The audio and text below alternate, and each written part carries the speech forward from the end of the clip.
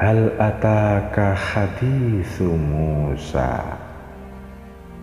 Sudah kau dengarkah kisah tentang Musa yang lahir dari lumpur perbudakan masa demi masa, gandum yang berlimpah dari ladang-ladang penderitaan insan, terapung dalam kapal-kapal di atas arus sungai Nil yang deras mengalir ke nampan-nampan perak penguasa tamak, penguasa yang buta, yang menegakkan monumen-monumen fana di atas derita para jelata, anak cucu Israel.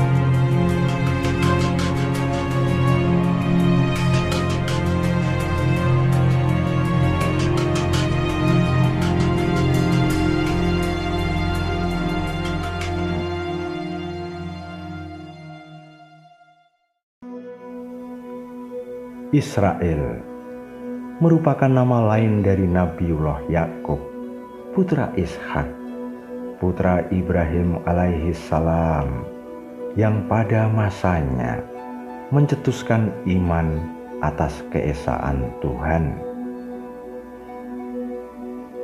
Keturunan Yakub inilah yang kemudian disebut sebagai Bani Israel, yang selama beratus tahun hidup menderita dalam siksa dan keangkuhan penguasa. Di zaman kelam itulah Musa terlahir ke dunia. Saat itu bintang merah menggurat di langit Mesir, yang oleh para rahib istana ditakwilkan sebagai pertanda akan datangnya seorang pembebas Israel.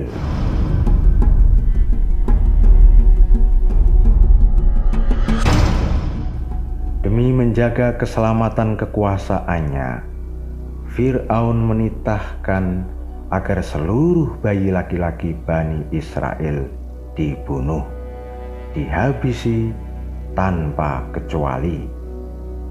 Among these slaves there is a prophecy of a deliverer who will lead them out of bondage. The star proclaims his birth. Since this deliverer is among their newborn, only their newborn need die. Every newborn Hebrew man-child shall die. So let it be written, so let it be done.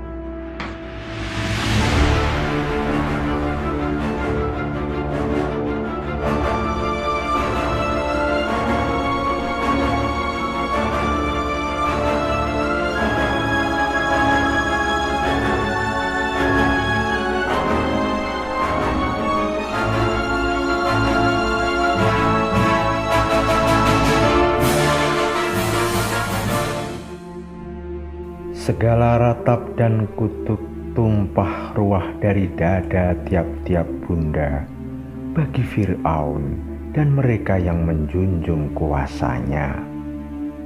Manusia macam apakah ia sehingga tega merampas nyawa bayi-bayi lelaki Bani Israel?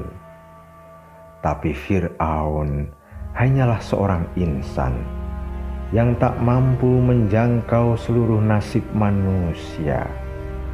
Oleh Yang Maha Tinggi lagi Maha Mengasihi, Musa dijaga segenap keselamatannya, bahkan tumbuh besar di dalam keluarga sang tiran itu.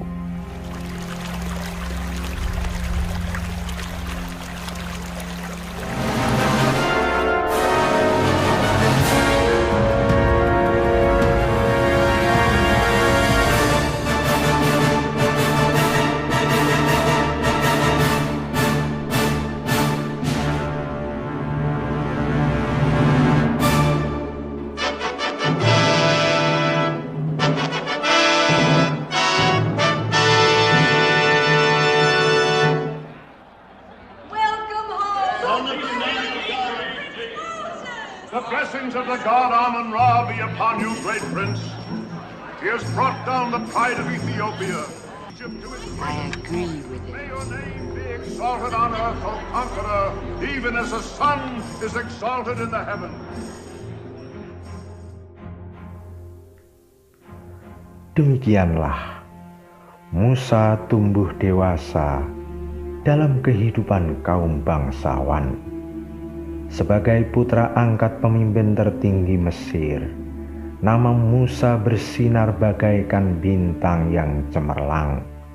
Ia masyhur bukan saja karena kemenangan demi kemenangan atas perang yang dipimpinnya, diukir pada dinding pualam dan tugu-tugu batu yang menjulang, namun juga karena pengetahuan, sikap bijaksana, serta rasa hormatnya kepada sesama manusia. Since this man speaks treason. It is not treason to want freedom. Release him.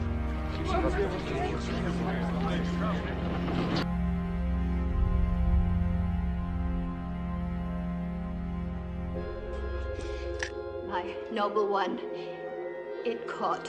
I had not the strength to free myself. Your shoulders should not bear a burden, old woman.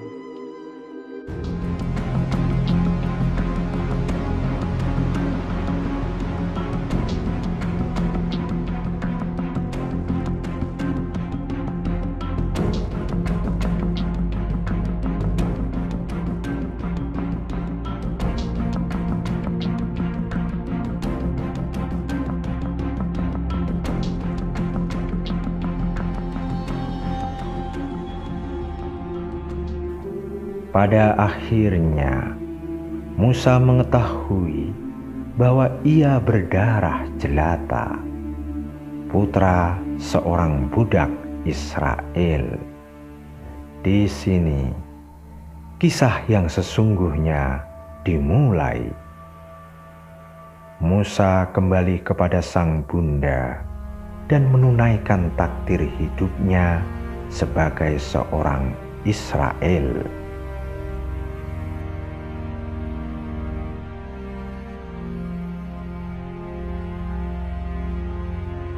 Change is there in me. Egyptian or Hebrew, I am still Moses. The same hands, the same arms, same face that were mine a moment ago. A moment ago you were her son, the strength of Egypt. Now you are mine, a slave of Egypt. You find no shame in this. There is no shame in me. How can I feel shame for the woman who bore me? Or the race that bred me? God of my father.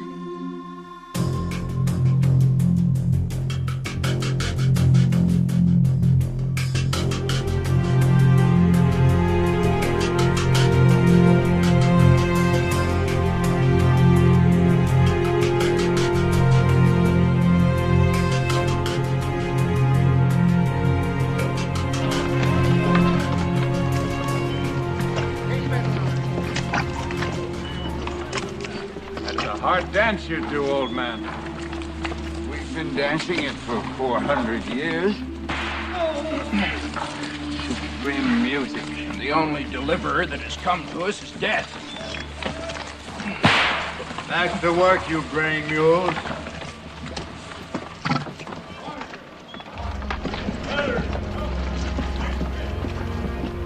Terik matahari berkilat-kilat di atas punggung yang coklat.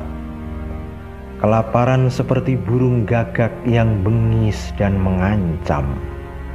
Kanak-kanak wajahnya kusut sepi tanpa mimpi. Tak ada bunga-bunga aneka warna. Tak ada guci-guci yang tersusun rapi. Israel, ya Israel, adalah tangan-tangan kasar serta lutut yang gemetar. Hidup berkelindan pada jangkar-jangkar, lumpur, jerami, batu bata, aniaya, dan segala ratap tangisnya. Dan malam, oh malam, ia selalu khidmat menerima saban-saban doa yang dihaturkan bagi Tuhan yang satu, Tuhannya Ibrahim.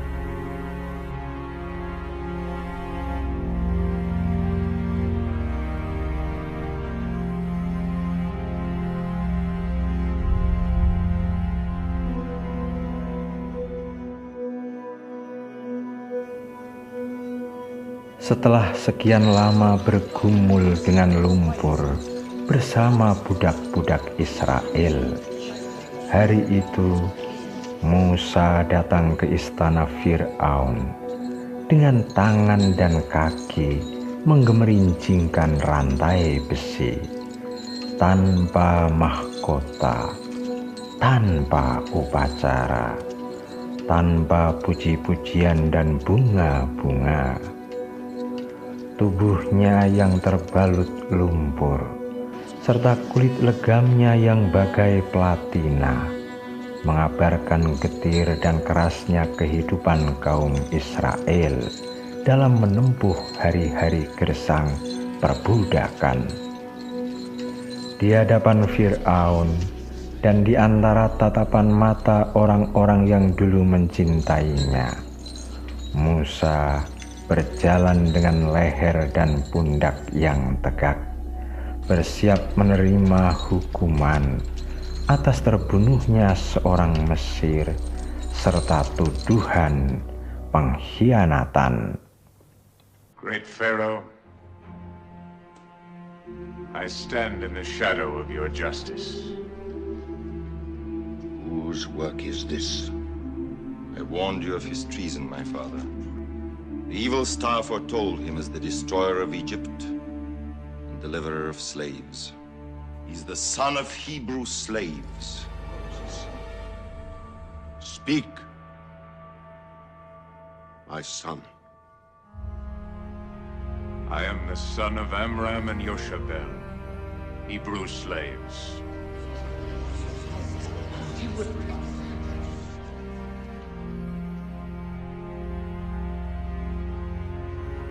Moses,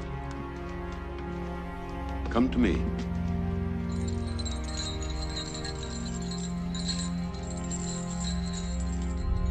You are not a traitor.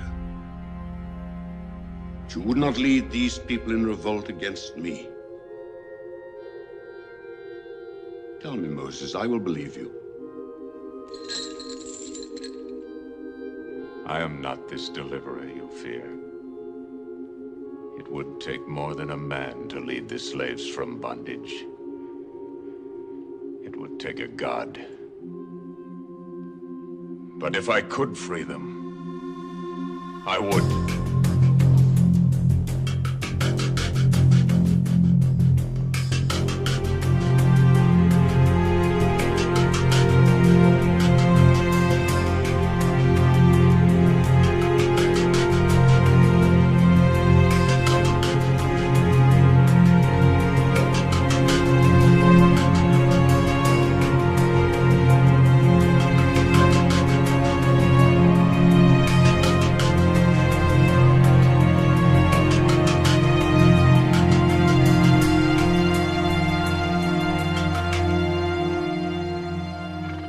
Commend you to your Hebrew God, who has no name. If you die, it will be by his hand, not by mine.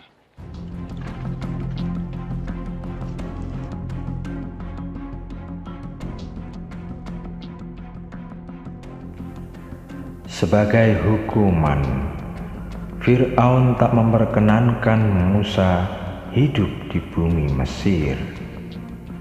Dilepaskanlah ia pada ganasnya gurun liar Sur yang luas terbentang seolah tanpa ujung. Lelaki yang pernah dikagumi raja-raja itu kini berjalan seorang diri, terhempas dari kekuasaan kerajaan, terlucuti dari segala kebanggaan duniawi, terkucil, tanpa pengawal, tanpa sanak kerabat, tanpa sahabat, tanpa kampung halaman yang menjadi persemaian setiap harapan. Kulitnya terbakar oleh angin panas dan pasir membara, mengingatkan pada pecut Mesir yang memperbudak kaumnya. Musa terus berjalan dan berjalan, tapi ke arah mana kiranya? Di tanah Shin, ia terhadang bukit-bukit granit. Malam seperti mengurungnya dalam jubah kegelapan dan sunyi dan sendiri. Terdengar suara angin seperti menggeram, seperti menjerit di bukit-bukit, seperti memanggilnya, yang disahut suara lain dari angkasa. Apakah itu suara kemenangan dari masa silam, ataukah suara ketakutan akan masa yang akan datang, atau nafas gurun yang gelisah yang di jauh bergemuruh menggetarkan hatinya? Apakah ia perlu terus berjalan atau menyerah pada tebasan kematian? Dalam tak tahu, Musa terus berjalan maju. Dilewatinya gunung-gunung yang menguapkan panas. Diseretnya langkah dalam sisa-sisa batas kekuatannya, yang membuatnya tersungkur dalam debu yang adalah asal mula Tuhan mencipta manusia. Musa, bagai dibersihkan ia dari segala noda, seperti baja yang ditempa dalam api yang membara.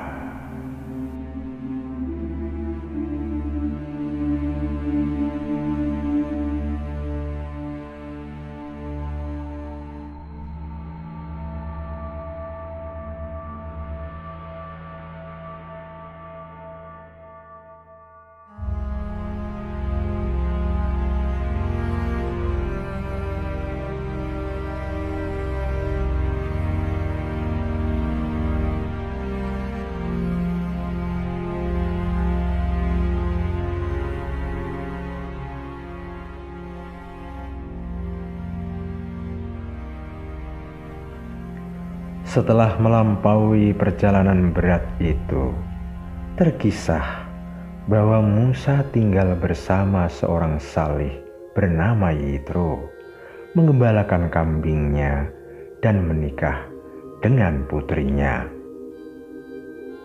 Syahdan, tibalah saat di mana Allah yang Maha Mendengar lagi Maha Mengetahui memanggil Musa ke lembah suci Toa untuk memberi peringatan kepada Fir'aun.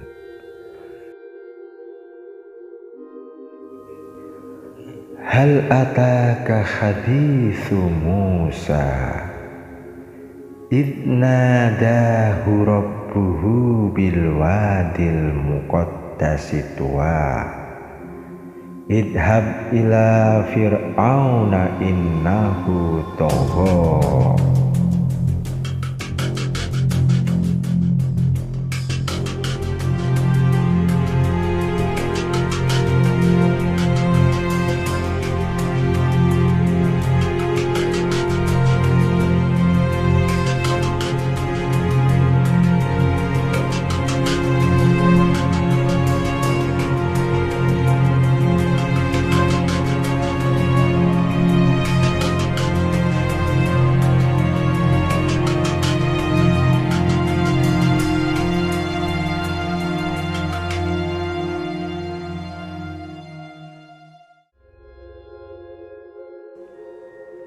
Lord,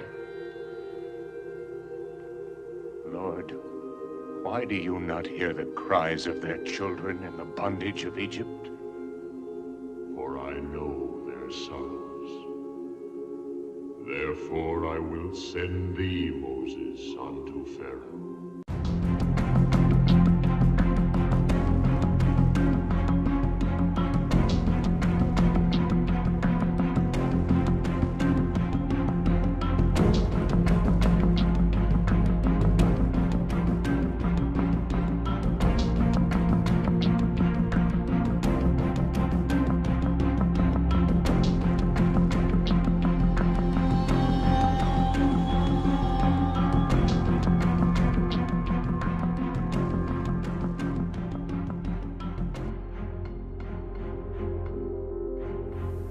Maka Musa pun meninggalkan lembah suci untuk menunaikan tugas suci dari Yang Maha Suci, memberi peringatan kepada Fir'aun untuk membersihkan diri dari kesesatannya selama ini, dan Harun terpilih untuk mendampingi. What gifts do you bring? We bring you the word of God. What is this word? Let my people go. The slaves are mine. Who are you to make their lives bitter in hard bondage? I do not know your God. Man shall be ruled by law, not by the will of other men.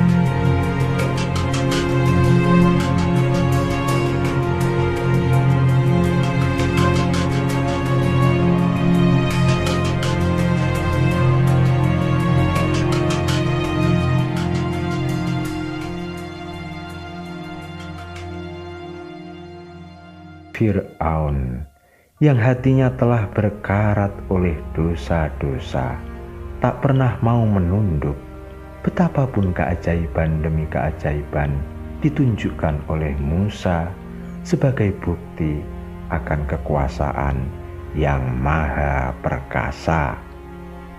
Al-Quran yang mulia mengabarkan 9 mukjizat yang nyata telah diberikan kepada Musa.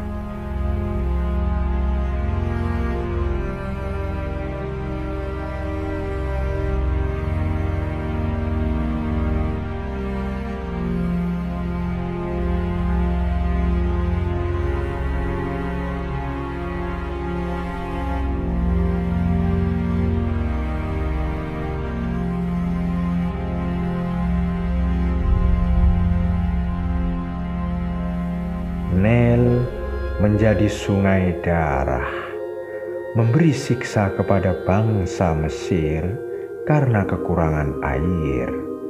Badai, taufan, dan hama serangga membabi buta, menghancurkan ladang-ladang mereka, sementara ladang kaum Israel tak tertimpa suatu apa.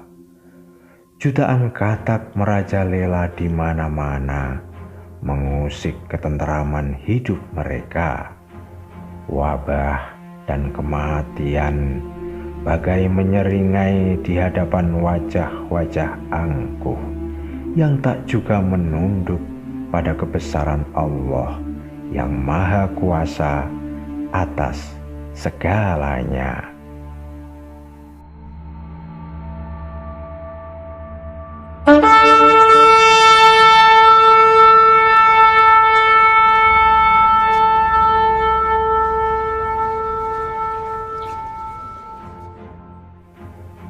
Setelah masa-masa mengerikan itu, setelah 400 tahun menunggu, terbitlah satu hari yang belum pernah disaksikan dunia. Dari timur dan barat, dari utara dan selatan, kaum Israel berdatangan bersama ternak dan segala yang mereka punya, berkumpul di bawah tugu batu Ramses yang menjulang, yang dibangun oleh keringat dan darah mereka. Musa, sang nabi Allah, mengumpulkan mereka untuk keluar dari negeri Mesir menuju tanah kebebasan di mana merekah bunga-bunga harapan. Langit nampak terang benderang, laki-laki, perempuan, yang tua, yang muda, serta anak-anak, wajah mereka semua nampak bercahaya dalam sukacita. Kemanakah gerangan mereka kiranya? Tak ada yang tahu.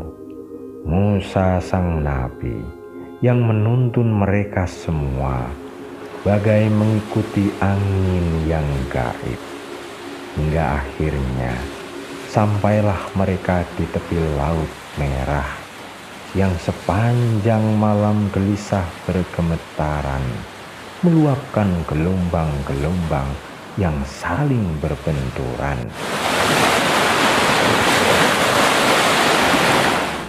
Gemuruh suaranya adalah rasa takut sang laut, sebab Robnya telah berfirman agar ia tunduk pada apa yang akan diperintahkan Musa.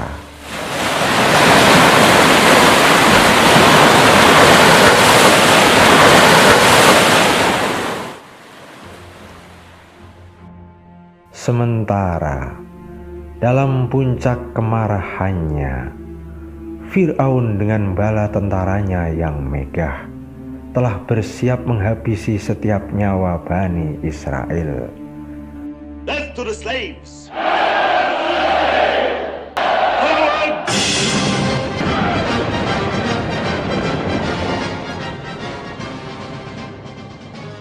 Berangkatlah pasukan berkuda Fir'aun melesat dari gerbang istana seperti anak-anak panah yang terlepas dari busurnya.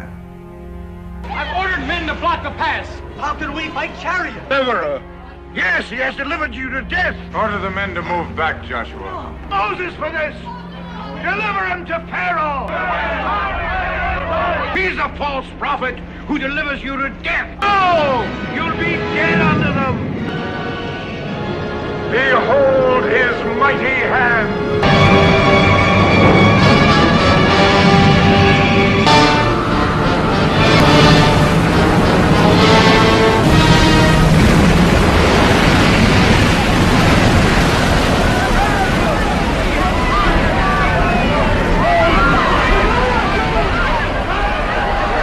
The wind opens the sea.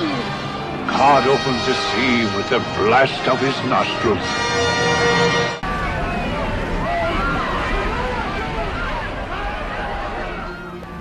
Atas izin Allah yang Maha Perkasa, setelah Musa memukulkan tongkatnya, maka terbelahlah Laut Merah.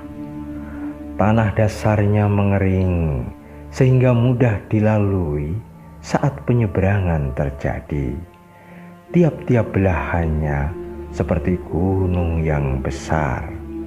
Bahkan dalam riwayat lain, Ibnu Abbas menceritakan bahwa laut terbelah menjadi 12 bagian yang masing-masing jalan diperuntukkan bagi tiap-tiap kabilah. Dan manakala Fir'aun bersama bala tentaranya menyusul sampai ke tengah laut, Musa kembali memukulkan tongkatnya sehingga laut kembali mengatup.